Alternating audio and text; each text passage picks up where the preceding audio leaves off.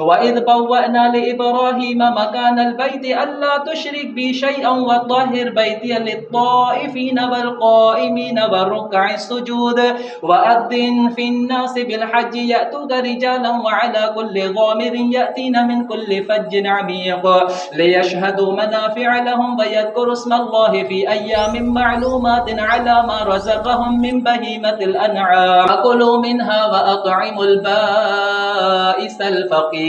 ثم ليقضوا تفثهم وليوفوا نذورهم وليطوفوا بالبيت العتيق ذلك ومن يعظم حرمات الله فهو خير له عند ربه وأحلت لكم الأنعام إلا ما يتلى عليكم فاجتنبوا الرجس من الأوثان واجتنبوا قول الزور حنفاء لله غير مشركين به ومن يشرك بالله فكأنما خر من السماء فتخطفه الطير أو تهوي به الريح في